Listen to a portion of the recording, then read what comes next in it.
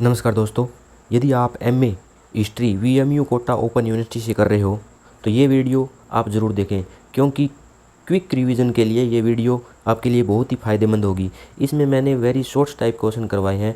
यदि आपको शॉर्ट और लॉन्ग टाइप क्वेश्चन पर वीडियो चाहिए तो कमेंट बॉक्स में बताइएगा। इस वीडियो का जो पीडीएफ है वो आपको कमेंट बॉक्स में पिन किया हुआ मिल जाएगा, जिसे ओपन करने के लिए पासवर्ड की ज़रूरत होगी, तो वो मैंने वीडियो में बता दिया है। तो चलिए वीडियो स्टार्ट करते हैं। सबसे पहले सेक्शन ए के वेरी शॉर्ट्स टाइप प्रश्न करेंगे, जो बार बार में रिपीटेड प्रश्न है। तो देख लेते हैं। प्रश्न नंबर 1 है, द्वितीय पंचवर्षीय योजना कब शुरू हुई थी? तो 1 अप्रैल 1956 को शुरू हुई थी, 31 मार्च 1961 तक चली थी। इसका मुख्य आधार है वो पीसी महालनोबिस मॉडल था। इस योजना में भारी उद्योगों में आधारभूत उद्योगों के विकास पर विशेष जोर दिया गया था। प्रश्न नंबर 2 है, भारत में शिक्षक दिवस 5 सितंबर को ही क्यों मनाया जाता है? तो भारत में 5 सितंबर को डॉक्टर सर्वपल्ली राधाकृष्णन जी की जो जयंती के अवसर पर शिक्षक दिवस मनाया जाता है। वे महान दार्शनिक, शिक्षक और भारत के दूसरे राष्ट्रपति भी थे। उनके शिक्षा के क्षेत्र में योगदान के सम्मान में उनके जन्मदिन को शिक्षक दिवस के रूप में मनाया जाता है। प्रश्न नंबर 3 है, भारत की मिश्रित अर्थव्यवस्था के बारे में आप क्या जानते हैं? तो मिश्रित अर्थव्यवस्था वह आर्थिक व्यवस्था है जिसमें सार्वजनिक क्षेत्र और निजी क्षेत्र दोनों साथ साथ कार्य करते हैं। स्वतंत्रता के बाद भारत ने मिश्रित अर्थव्यवस्था को अपनाया। इसमें सरकार महत्वपूर्ण उद्योगों एवं सेवाओं की भूमिका निभाती है तथा निजी क्षेत्र में भी उत्पादन, व्यापार और निवेश में योगदान देता है। इसका मुख्य जो उद्देश्य है, आर्थिक विकास के साथ साथ सामाजिक कल्याण और आर्थिक समानता को बढ़ावा देना है। प्रश्न नंबर 4 है, भारत में लौह पुरुष के नाम से कौन प्रसिद्ध है? तो सरदार वल्लभ भाई पटेल। उसके बाद में थोड़ा सा आप और ऐड कर दीजिए। वे स्वतंत्र आंदोलन के प्रमुख नेता तथा स्वतंत्र भारत के प्रथम उप प्रधानमंत्री और गृह मंत्री थे। और ज़्यादा लिखना है तो 1-2 लाइन और लिख लीजिए। 5 नंबर है, गुट निरपेक्ष आंदोलन से आप क्या समझते हैं? तो गुट निरपेक्ष आंदोलन शीत युद्ध के समय विकसित हुआ एक अंतर्राष्ट्रीय आंदोलन था। इसका उद्देश्य 9 स्वतंत्र देशों को किसी भी प्रमुख शक्ति गुट, विशेषकर अमेरिका या सोवियत गुट के साथ सैन्य रूप से जुड़ने के बजाय स्वतंत्र विदेश नीति अपनाने के लिए प्रेरित करना था। इसका पहला जो शिखर सम्मेलन है वो 1961 में बेलग्रेड में हुआ था। इनमें भारत की भूमिका क्या थी? भारत के प्रधानमंत्री जवाहरलाल नेहरू गुट निरपेक्ष आंदोलन के प्रमुख संस्थापक नेताओं में थे। 6 नंबर प्रश्न है, गुट निरपेक्ष आंदोलन के प्रमुख नेताओं के नाम बताइए। तो जवाहरलाल नेहरू जी, जोसेफ बोर्ज टिटो जो यूगोस्लाविया के थे, गमाल अब्देल नासिर जो मिस्र के थे, सुकर्णो जो इंडोनेशिया के थे, और क्वामे नरकुमा घाना के। प्रश्न नंबर 7 है, शिमला समझौता क्या था? तो शिमला समझौता है वो 2 जुलाई 1972 को हुआ था। प्रधानमंत्री इंदिरा गांधी जी और पाकिस्तान के जो प्रधानमंत्री थी जुल्फिकार भुट्टो, इन दोनों के बीच में हुआ था। यह समझौता 1971 के भारत पाक युद्ध के बाद हुआ था। और जो इसका मुख्य उद्देश्य क्या था? तो दोनों देशों के बीच संबंधों को सामान्य बनाना तथा विवादों को द्विपक्षीय शांतिपूर्ण साधनों से हल करना। प्रश्न नंबर 8 है, भारत चीन युद्ध कब लड़ा गया और इसके क्या परिणाम रहे? तो 1962 में लड़ा गया था। और इसके परिणाम क्या थे? भारत को युद्ध में सैन्य कठिनाइयों और पराजय का सामना करना पड़ा। भारत ने अपनी रक्षा व्यवस्था को मजबूत किया, सैन्य क्षमता बढ़ाने पर अधिक ध्यान दिया। भारत चीन संबंधों पर लंबे समय तक नकारात्मक प्रभाव पड़ा और सीमा क्षेत्रों के विकास और सुरक्षा को अधिक महत्व दिया था। प्रश्न नंबर 9 है, भारतीय संविधान के निर्माण में कितना समय लगा? तो 2 वर्ष 11 माह और 18 दिन। और पहली जो बैठक थी वो 9 दिसंबर 1946 को हुई थी। और संविधान को 26 नवंबर 1949 को अपनाया गया था और 26 जनवरी 1950 को लागू किया गया था। भारत में बैंकों का राष्ट्रीयकरण किस वर्ष किया गया था? तो 1969 में 19 जुलाई। 14 प्रमुख वाणिज्यिक बैंक थे, उनका राष्ट्रीयकरण किया गया था। प्रश्न नंबर 11 है, संविधान सभा के अध्यक्ष और अस्थायी अध्यक्ष कौन थे? तो स्थायी अध्यक्ष थे वो डॉक्टर राजेंद्र प्रसाद थे और अस्थायी अध्यक्ष थे वो डॉक्टर सच्चिदानंद जी सिन्हा थे।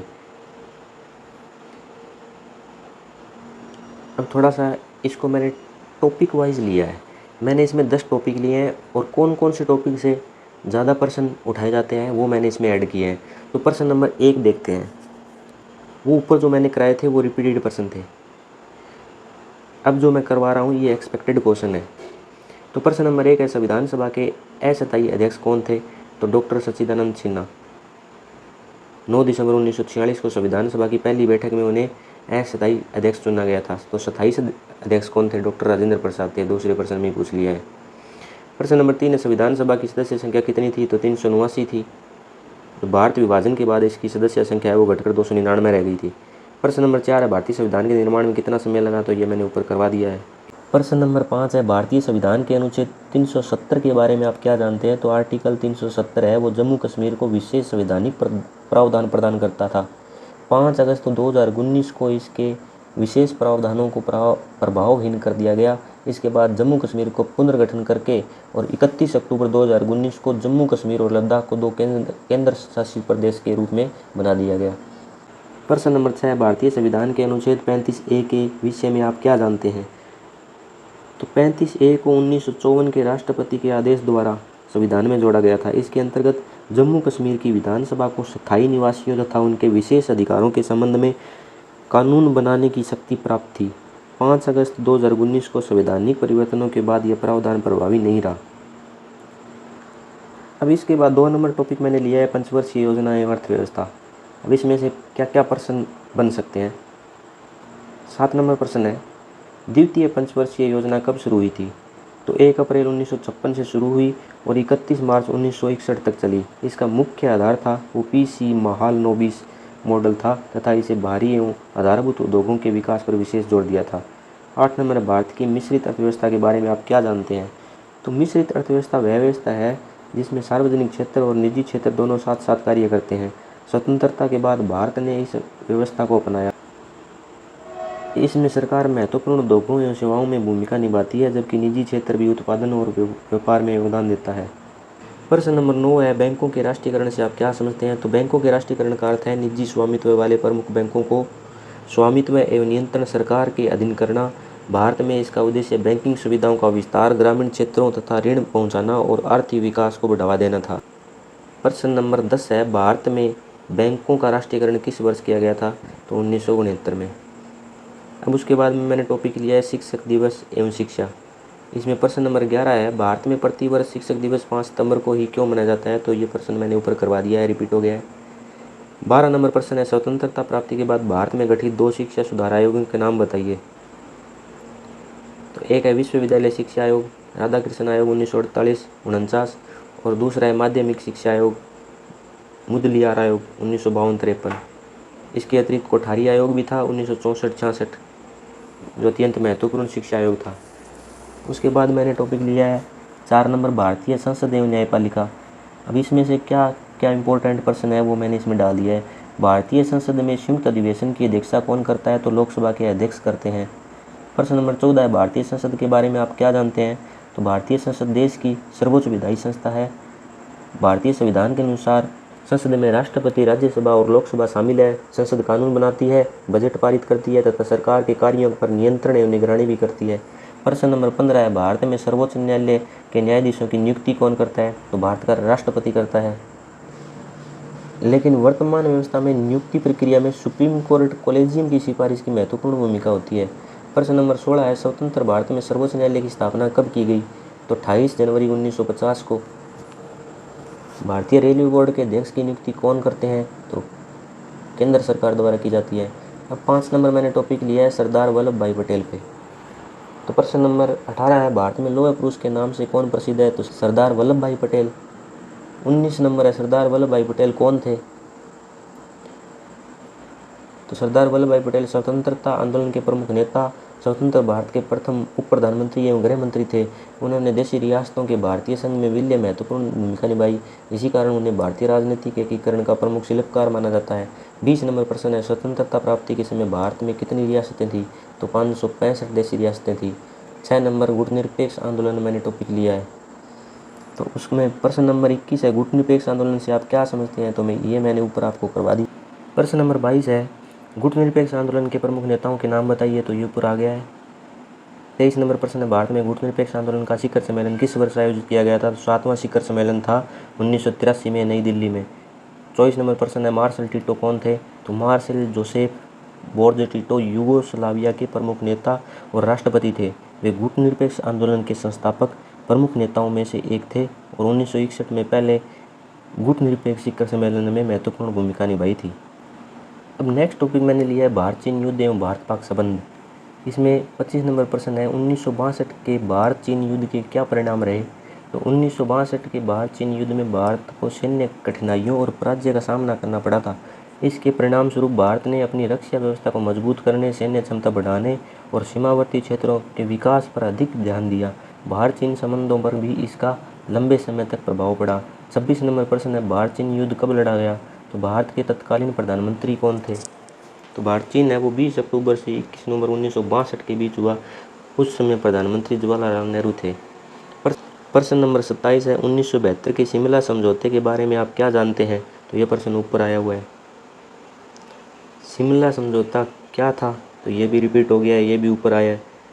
प्रश्न नंबर 29 है, ताशकंद समझौता क्या था। तो ताशकंद समझौता है वो 10 जनवरी 1966 को भारत के प्रधानमंत्री लाल बहादुर शास्त्री और पाकिस्तान के राष्ट्रपति अयूब खान के बीच हुआ था। यह 1965 के भारत और पाक युद्ध के बाद हुआ था। इसका उद्देश्य दोनों देशों के बीच शांति स्थापित करना और युद्ध से पहले की स्थिति बहाल करना था। उसके बाद 8 नंबर टॉपिक मैंने लिया है भूमि सुधार एवं किसान आंदोलन। इसमें मैंने 2 प्रश्न लिए हैं। प्रश्न 1 है, भारतीय किसान सभा की स्थापना कब की गई। तो अखिल भारतीय किसान सभा की स्थापना 11 अप्रैल 1936 को लखनऊ में हुई थी। इसका प्रथम जो अध्यक्ष था तो वो स्वामी सहजानंद सरस्वती थे। भूदान आंदोलन से आप क्या समझते हैं। तो आचार्य विनोबा भावे द्वारा 1951 में शुरू किया गया था और इसका जो उद्देश्य था वो बड़े भूमिधरों से स्वेच्छा से भूमि प्राप्त करके भूमिहीन किसानों में उसका वितरण करना था। इसकी शुरुआत पोचमपल्ली तेलंगाना से हुई थी। इसके बाद 9 नंबर टॉपिक लिया मैंने सामाजिक एवं राजनीतिक सुधार आंदोलन। उसमें एक ही प्रश्न है, प्रार्थना समाज के संस्थापक कौन थे। तो प्रार्थना समाज की स्थापना है वो 1867 में डॉक्टर आत्माराम पांडुरंग ने मुंबई में की थी। इसका उद्देश्य सामाजिक एवं धार्मिक सुधारों को बढ़ावा देना था। महादेव गोविंद रानाडे इसके प्रमुख नेताओं में शामिल थे। इसके बाद 33 नंबर प्रश्न है वो प्रिवी पर्स से आप क्या समझते हैं। तो वह वार्षिक धनराशि थी जो स्वतंत्रता के बाद भारत सरकार द्वारा पूर्व विदेशी रियासतों के शासकों को उनके विशेषाधिकारों और रियासतों के भारत में विलय के समझौते के तहत दी जाती थी। इसे 26वें संविधान संशोधन अधिनियम 1971 द्वारा समाप्त कर दिया गया। 34 नंबर प्रश्न है, भारत की मिश्रित अर्थव्यवस्था की प्रमुख विशेषताएं क्या क्या है। तो सार्वजनिक और निजी दोनों क्षेत्रों का अस्तित्व, महत्वपूर्ण उद्योगों में सरकार की प्रमुख भूमिका, निजी क्षेत्र को व्यापार एवं उत्पादन की स्वतंत्रता, आर्थिक विकास के लिए नियोजित विकास पर जोर और सामाजिक एवं आर्थिक समानता प्राप्त करने का प्रयास और सार्वजनिक हित और आर्थिक विकास के बीच संतुलन स्थापित। ये इस वीडियो की PDF का पासवर्ड है, तो ये डालते ही आपकी वो PDF है वो ओपन हो जाएगी।